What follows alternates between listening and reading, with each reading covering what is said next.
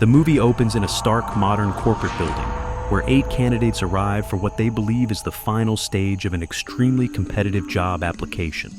Tens of thousands applied. Only one person will be hired. The candidates are never told what the job is, only that it pays extremely well and offers power and prestige.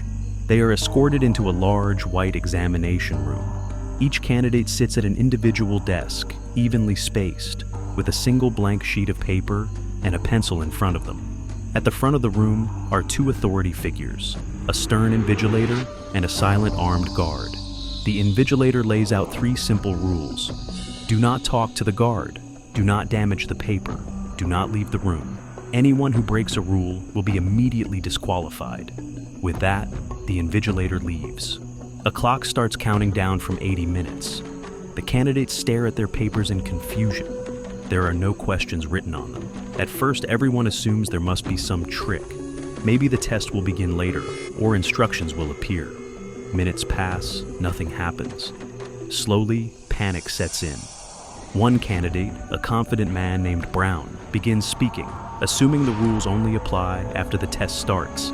Instantly, the armed guard fires his gun, and Brown is disqualified and dragged out of the room. The remaining 7 realize the rules are already in effect, and deadly serious. Now afraid to speak loudly, they begin whispering, carefully testing the boundaries of the rules. They introduce themselves using colors instead of names: white, black, blonde, brunette, dark, brown, already gone, and Chinese. They reason that names don't matter. Only survival does. They start trying to figure out what the question could be. Some believe the paper is treated with invisible ink. Others try heating it with friction or breathing on it. One candidate attempts to write on the paper, only to be disqualified instantly. Writing counts as damaging the paper. As time ticks down, frustration and paranoia grow. The candidates begin turning on each other. Accusations fly. You know the answer. You're hiding something.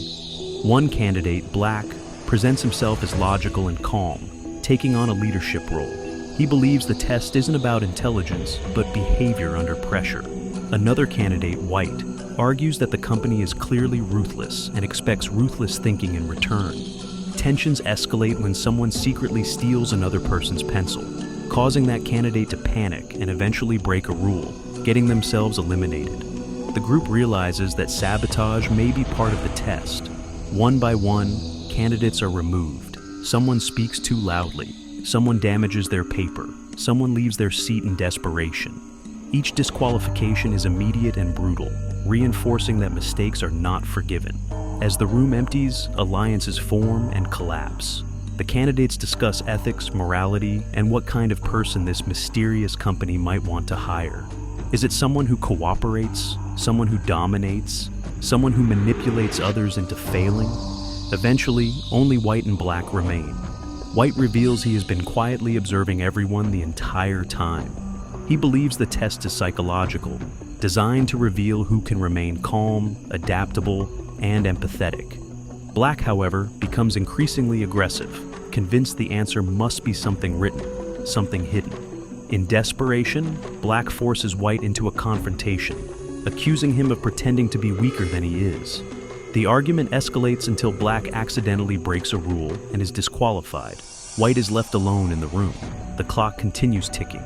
With nothing left to lose, White finally speaks aloud, calmly asking a simple question. What is the question? Nothing happens. Confused but composed, White sits back down.